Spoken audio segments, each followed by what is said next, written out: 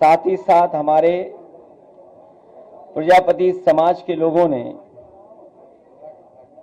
इस कार्यक्रम का आयोजन किया, उसके लिए मैं बहुत बधाई देता हूं उन लोगों को, जिसमें रमेश प्रजापति जी, दयाराम प्रजापति जी, राम प्रकाश प्रजापति जी, अतुल प्रजापति जी, राकेश, नरेंद्र, श्रीमती कुसुम, राम प्रजापति, कालीचरण जी, अमित प्रजापति, नीटू प्रजापति, अनिल प्रजापति, मेवालाल जी, नवनीत, कृपा रानी जी, श्रीमती रीता प्रजापति, श्रीमती कमाल स्वरूप प्रजापति से लेकर के बड़ी संख्या में प्रजापति समाज के लोग, पीडीएस समाज के लोग इकट्ठे होकर के आज संकल्प लेकर के जा रहे हैं कि आने वाले समय में समाजवादी पार्टी का जो नारा रहा, पीडीए की सरकार बनाने के लिए, सामाजिक न्याय के राज की स्थापना के लिए अपने गांव में जाकर के, अपने घर के आसपास न केवल वोट बनवाएंगे बल्कि अपना बूथ जिता करके समाजवादी पार्टी की पीडीए सरकार बनवाने का काम करेंगे। जो लगातार भेदभाव हुआ है, अन्याय हुआ है, उत्पीड़न हुआ है, पूरे उत्तर प्रदेश में कई घटनाएं हैं जहां पर विशेषकर प्रजापति समाज के लोगों के ऊपर अन्याय हुआ है, पीडीएस समाज के ऊपर अन्याय हुआ है। हम सब लोग एक सूत्र में इसीलिए बंधे हैं क्योंकि हम लोगों का लगातार इस सरकार में अपमान हो रहा है, हमारे साथ भेदभाव हो रहा है, हमारे आरक्षण को छीना जा रहा है। कल ही आपने सबने वो तस्वीर देखी। मैं अपने तमाम जर्नलिस्ट साथियों को बधाई देता हूं कि एक बहन जो आंदोलन के लिए आई और अभी से नहीं, न जाने कितने वर्षों से लगातार वो संघर्ष कर रहे हैं, उनके आरक्षण को लेकर के 69,000 जो भर्ती हुई है उसमें जो आरक्षण का खिलवाड़ हुआ है, अपने हक, अपने सम्मान की लड़ाई के लिए लगातार वो लखनऊ में, लगातार वो जगह जगह जाकर के ये जितने भी इंजन है सरकार के, double engine, 2.5 engine, 3 engine, 4 engine, 4.5 engine, 5 engine, इन सब से मिलकर के अपना दुख तकलीफ बता चुके हैं, लेकिन 69,000 बच्चों को कोई भी सम्मान नहीं मिल पा रहा है। और बड़े दुख के साथ उस बहन ने अपने हाथ से चूड़ियां निकाल करके कहा, ये सरकार को चूड़ियां पहन लेनी चाहिए।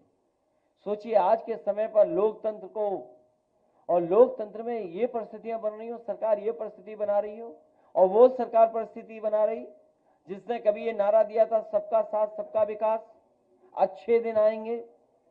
अच्छे दिन लाने वालों ने भ्रष्टाचार करा, न केवल भ्रष्टाचार पैसे का किया, आर्थिक रूप से भ्रष्टाचार किया, बल्कि हमारा हक और सम्मान जो हमें मिला था, बाबा साहब भीमराव अम्बेडकर जी ने जो हमें हक और सम्मान आरक्षण दिया, उसको भी लगातार ये छीनने का काम कर रहे हैं।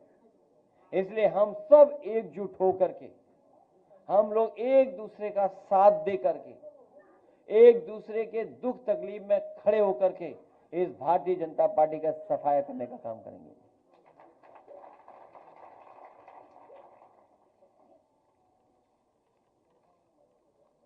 खत्म, पूछिए आप।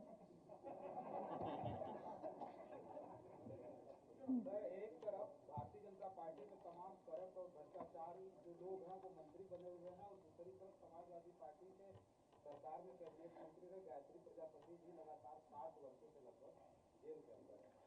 आप पत्रकार साथी सब जागरूक और समझदार हैं। आप में जितने भी साथियां बैठे हैं, उन्होंने बीजेपी के एक एक नेता का, दिल्ली वालों का, लखनऊ वालों का समय समय पर स्टेटमेंट सुना होगा आपने, भ्रष्टाचार को लेकर के, और खासकर समाजवादी सरकार में जो मंत्री थे उनको लेकर के। लेकिन जब इनको वोट की जरूरत थी तो उनकी पत्नी, उतने परिवार के लोगों को मुख्यमंत्री जी ने बुलाया और कहा कि आप समाजवादी पार्टी के खिलाफ वोट कर दीजिए, मतदान कर दीजिए, आपके सभी केस वापस हो जाएंगे। ये आप सब जानते हो, किसी से छिपा नहीं है। उन्होंने मतदान भी किया हमारे खिलाफ। हमें कोई नाराजगी नहीं है उस परिवार से, उनसे कोई नाराजगी नहीं है, क्योंकि इस सरकार में सबसे ज्यादा दुखी अगर कोई है तो पीड़ित समाज के लोग ही हैं। कभी कभी सम्मान के लिए, कभी कभी इस बात के लिए भी कि शायद सरकार सच बोल रही है, उनका भरोसा कर करके। लेकिन आज भी प्रजापति जेल से बाहर नहीं हो पाए, और वो पत्रकार, वो तमाम लोग सब जानते हैं, बांदा रहा हो, हमीरपुर रहा हो, कितने ऊंचे टीले लगे हुए थे बालू के भी कुछ दिन पहले, पहाड़ों से ऊंचे टीले लगाए गए थे नदियों को खोद खोद करके। वो वीडियोस हैं, वो तस्वीरें हैं, वो किसी से छिपी नहीं है। लेकिन बीजेपी का इतना स्ट्रांग मैनेजमेंट है, इकोनॉमिक मैनेजमेंट, आर्थिक मैनेजमेंट, कि वो बात वहीं की वहीं दब जाती है।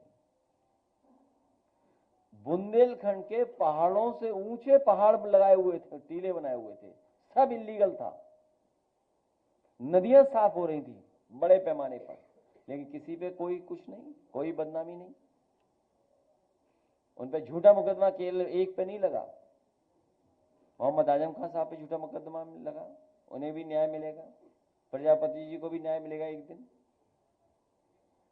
रमाकांत यादव को जेल भेजा,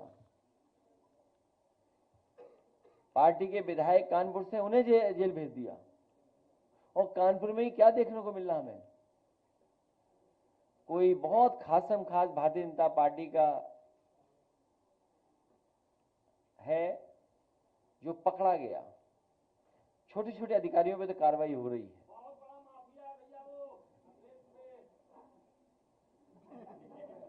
हम नाम नहीं लेना चाहते थे, हमारा नाम आ रहा था उसमें। ये हमारा साथी एकदम कह रहा हो, ये सच है कि इस सरकार से केवल गरीब मुकाबला कर सकता है, गरीब लड़ सकता है। जिसका नाम लिया इन्होंने, उस पे इतने कागजात हैं, इतनी चीजें हैं कि सरकार की कुर्सी हिल जाएगी, सरकार की कुर्सी नहीं बच सकती। जैसे याद कीजिए, वो गाड़ी नहीं पलटाई थी, अपनी सरकार पलटने से बचाई थी। और आजकल तो हम लोग सैटेलाइट इमेजेस, गूगल और अंतरिक्ष से सब चीजें देख सकते हैं। वो कब गाड़ी पलटी होगी, जब कभी अमेरिका से कोई सरकार मदद मांगेगी तो वो जानकारी हो जाएगी, वो सेकंड भी पता लग जाएगा कि किस सेकंड वो गाड़ी पलटी थी और कैसे पलटी थी। तो ये जो मामला कानपुर का है, किसी में बुलडोजर नहीं चल रहा। कहीं चल रहा हो बुलडोजर तो बताओ आप। समय समय बुलडोजर तैयार रहता था, बुलडोजर ही नहीं चल रहा। लगता है अमेरिका ने उसका तेल वापस ले लिया है, जिसका बुलडोजर खड़ा हुआ है, चल नहीं पा रहा है, टैरिफ लग गया होगा उस पर। और दूसरे एक, जो ये स्कूल नहीं खोल रही सरकार, शराब की दुकानें ज्यादा खोल रही हैं। यूपी में न्यूयॉर्क से ज्यादा दुकानें खुली हैं शराब की यूपी में। ये सरकार चाहती है सब लोग पिएं और पढ़ाई कोई न करे। इसीलिए आज भी वो जो 20,000 से ज्यादा स्कूल है, प्राइमरी स्कूल, वो बंद पड़े हुए हैं। 27,000 है, 20,000 से ज्यादा। 27 का आंकड़ा है। मैं इसलिए बोलता हूं कि लोग याद रखें कि हाँ 27,000 है। तो जो प्राइमरी स्कूल बंद किए थे, सोचिए, on the floor of house मुख्यमंत्री ने, मंत्री ने, इनके लोगों ने कहा कि कोई भी स्कूल नहीं बंद हुआ है। सोचिए, कोई स्कूल नहीं चल रहा है, सब बंद हो रहा है, एक भी नहीं चालू किया। और जिन्होंने पीडीए पाठशाला चलाई थी, उनमें मुकदमे दर्ज कर रही है सरकार। अंग्रेजों ने भी नहीं कभी मुकदमा दर्ज किया होगा पढ़ाई को लेकर के, लेकिन ये सरकार मुकदमे दर्ज करा रही है। और प्रतापगढ़ में जो पकड़ा गया माफिया, उस पर भी कोई कार्रवाई नहीं, उसका संबंध किससे वो भी नहीं पता लग पा रहा है। अगर पिछले 9 साल के आप माफिया गिनोगे, अलग अलग क्षेत्र के, पढ़ाई के क्षेत्र में पेपर आउट वाले माफिया, वो सब बीजेपी के, शराब वाले माफिया सब बीजेपी के, नौकरी माफिया सब बीजेपी में, कंस्ट्रक्शन ठेकेदारी सब माफिया उसी में। हर क्षेत्र के माफिया अगर कहीं है तो सब भारतीय जनता पार्टी में, और हों भी क्यों नहीं, क्योंकि मुख्यमंत्री जी ने खुद ही अपने केस वापस लिए। मुख्यमंत्री जी ने खुद अपने केस वापस लिए, तो सब माफिया उसी पार्टी में है। सर एनएफ ओबीसी की एक जो है पहले से मिलती थी वो पिछले 3 बार से उसकी लिस्ट जारी नहीं की। इस बार पीडीए के लोग इनकी सरकार छीन लेंगे। सर सरकार जो बिल लेके आई है, जो बिल लेके आ रही है, बीजेपी में कई ऐसे मंत्री और विधायक हैं जिनके कई सारे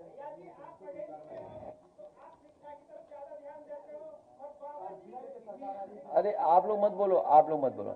मेरा निवेदन है कि कोई और नहीं पूछे, पत्रकार साथी हैं, ये सब पूछ लेंगे। सरकार जो बिल लेके आ रही है, कई ऐसे मंत्री और विधायक भारतीय जनता पार्टी में से जिनके ऊपर अभी तक कोई कार्रवाई नहीं हुई। इसी क्रम में सर आज अमित शाह जी ने भी एक बयान दिया, उन्होंने कहा कि प्रधानमंत्री खुद ये बिल लेकर आए ताकि उन पर भी अगर कोई भी गलती पाई जाती है तो उनके खिलाफ भी कार्रवाई। अब जो सरकार जाने वाली है उसे किस बात का डर, और दुनिया का इतिहास उठा करके देखिए।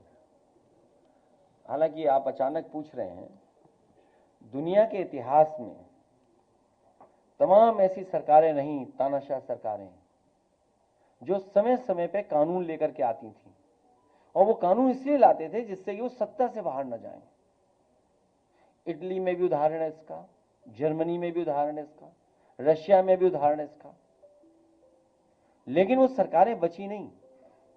याद रखना, जो दूसरों के लिए गड्ढा खोदते हैं एक दिन वो खुद ही उस गड्ढे में गिरते हैं। याद कीजिए, ईडी किसने बनाया था? ईडी बनाने वाले भी जेल गए, और सदस्यता छीनने वाला एक कानून बना था, उससे भी कोई बच गया था बस। तो जो दूसरों के लिए गड्ढा खोदते हैं, और इनकी ईमानदारी तो तब पता लगती ना जब उत्तर प्रदेश के मुख्यमंत्री जी अपना केस वापस ले रहे थे, तब वो ईमानदारी कहां थी? आप जानते हो वो धाराएं क्या थी? उत्तर प्रदेश के मुख्यमंत्री जी ने अपने केस वापस लिए, अपने तो लिए ही लिए, डिप्टी सीएम के भी वापस लिए, तब ईमानदारी कहां थी?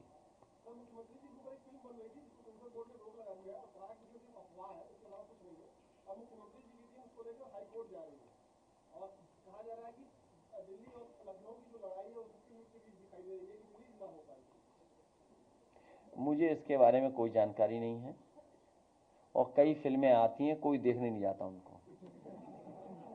जब उन्हें हम लोग वैसी देखते हैं तो क्या फिल्म देखेंगे जाके? अच्छा, उनके डायलॉग अगर सुनना है तो एएनआई कहाँ है? तो क्या डायलॉग सुनना है उनका? तो उनके डायलॉग तो हम लोगों ने सुने ही है सब, कोई नया डायलॉग थोड़ी आएगा वहां। और अगर याद हो आपको, सब पता है डायलॉग।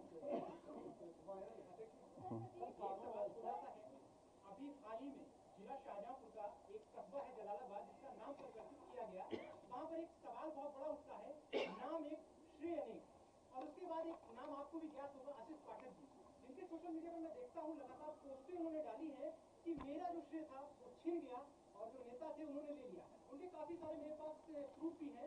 2009 से उनकी यात्रा शुरू हुई थी, आपके पास भी हुआ है, क्या कहना चाहेंगे?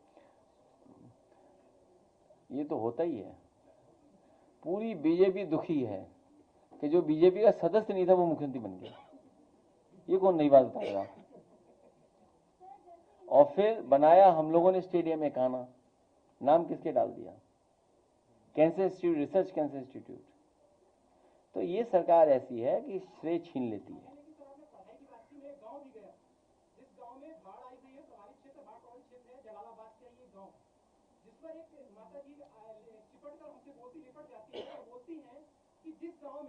चुनाव चिन्ह आसानी से पहुंच जाता है, नाव आसानी से पहुंच सकती है, उस गांव में नाव भी नहीं चली है और कोई जनप्रतिनिधि उनसे मिलने नहीं पहुंचा, और सामग्री की होड़ में लोग फोटो डाल देते हैं, उस गांव तक कोई सामग्री नहीं। वैसे बाढ़ अगर आए और बाढ़ में जो क्षति या नुकसान होता है, सरकार की जिम्मेदारी है। सरकार की जिम्मेदारी बनती है उन परिवारों की मदद करे हर तरीके से।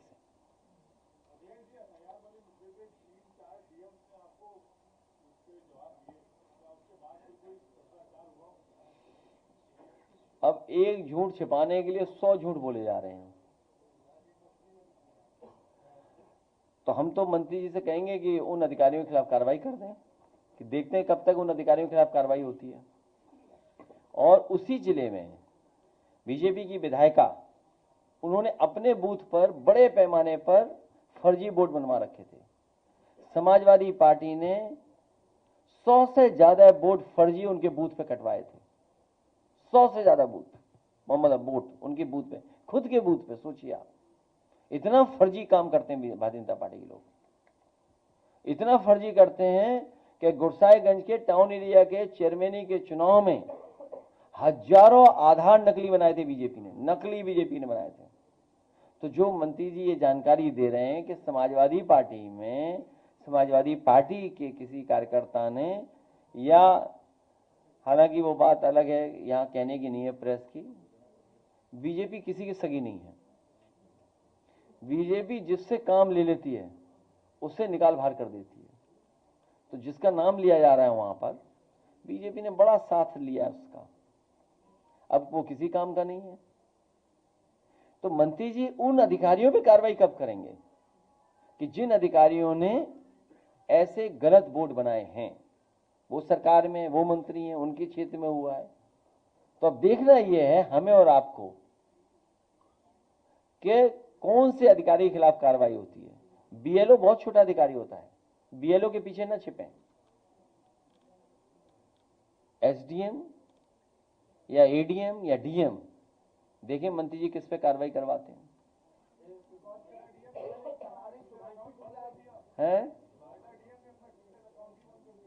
ये कौन है? चलो कोई बात नहीं, वो तो कोई बात नहीं, महिलाओं से मत लड़िए। उनको बहुत बधाई, परिवार को बहुत बधाई, बहुत बड़ा काम उन्होंने किया।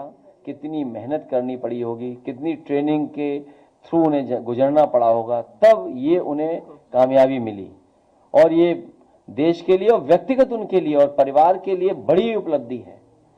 इस यात्रा ने पूरे देश का सम्मान बढ़ाया है, पूरे देश का इसमें रिसोर्सेज लगी हैं। जो रिसोर्सेज लगाई हैं वो पूरे भारत देश की रिसोर्सेज लगी हैं। लेकिन जैसा हमारा ये साथी पत्रकार बोल रहा है कि हर श्रेय लूटने के चक्कर में रहते हैं बीजेपी के लोग। ये इनके बीजेपी के लोग कह रहे हैं कि सबसे पहले हमारे भगवान हनुमान जी अंतरिक्ष गए थे। तो हम तो कहते हैं सब भगवान हमारे अंतरिक्ष में ही रह रहे हैं, यही तो है, कहां रह रहे हैं? अंतरिक्ष में ही तो है। बीजेपी वाले कह रहे हैं कि सबसे पहले हमारे भगवान हनुमान जी अंतरिक्ष में गए थे।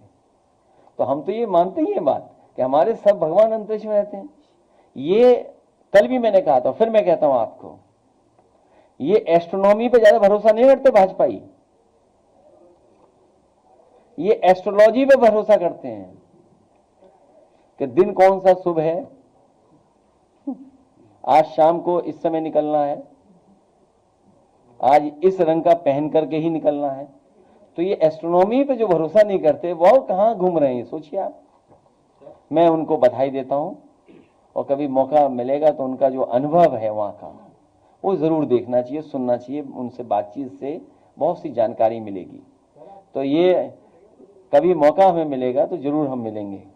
और एक बड़ी फिल्म हम लोगों ने देखी थी, आप लोगों को भी देखे होंगे, तो बड़ी अलग थ्रिलिंग मूवी है वो, ग्रेविटी करके एक मूवी थी। कभी मौका मिले तो जरूर देखना आप लोग भी।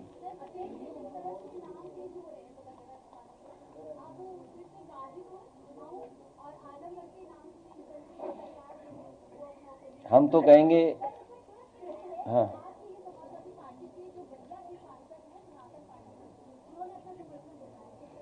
नहीं, हमारी बहन आज लाल कपड़ा पहन के आई हैं, और अगर ये बीजेपी के प्रेस कॉन्फ्रेंस में गई होती तो इनका भी नाम बदल देते वो।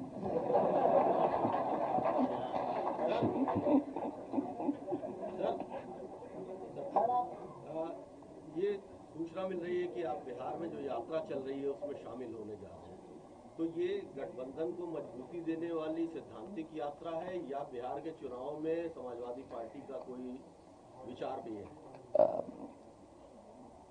सैद्धांतिक तो यही है कि इंडिया गठबंधन और मजबूत हो। समाजवादी पार्टी और समाजवादी विचारधारा के जितने भी साथी हैं, रीजनल जितनी भी पार्टियां हैं, सब मिलकर के इंडिया गठबंधन को मजबूत ही बनाना चाहती हैं। सर, इसी से जुड़ा एक सवाल है, तेज प्रताप यादव ने आपसे फोन पे भी बात करी थी, आजकल अकेले खड़े नजर आ रहे हैं, कुछ पैचअप कराएंगे वहां जाकर आप? तुम्हारा चैनल चल नहीं रहा आजकल? यूट्यूबर हो? यूट्यूबर हो? कौन चैनल है? चलो कोई बात नहीं।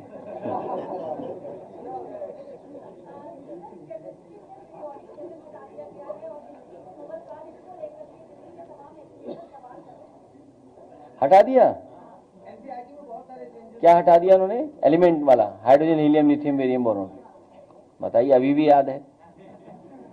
नहीं, ये साइंस के, मैंने आपसे क्या कहा, ये एस्ट्रोनॉमी को नहीं मानते, ये एस्ट्रोलॉजी को मानते हैं। उसी में आपका जवाब है।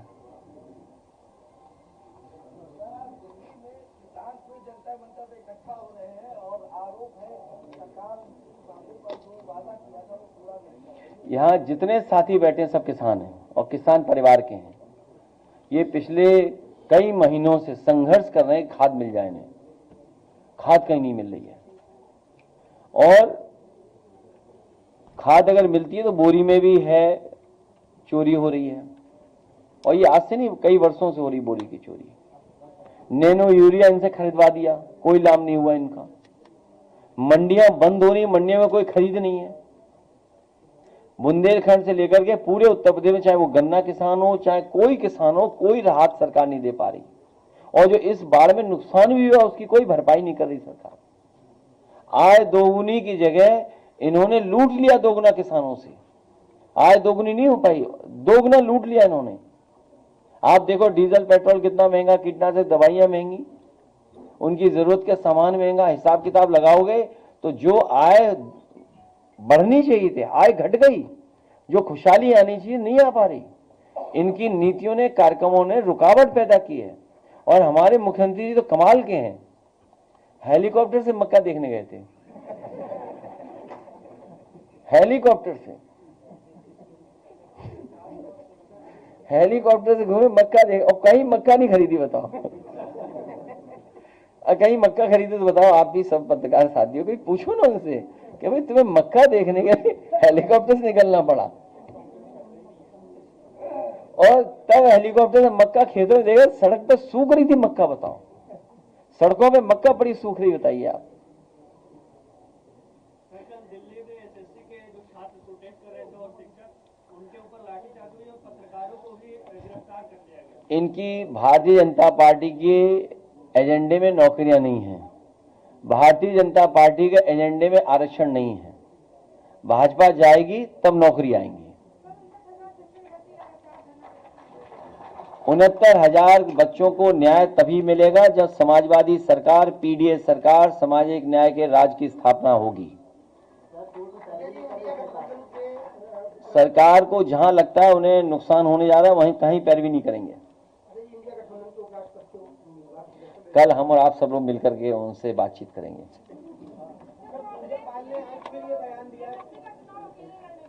क्या चीज? अच्छा, हमारी एक मदद करो इसमें, हम सब सवालों के जवाब देते हैं आपके। ये चिट्ठी कौन लिखवा रहा है? कोई डिप्टी सीएम या कोई बंसल है, कोई सुना है, उनकी तरफ से लिखवाया।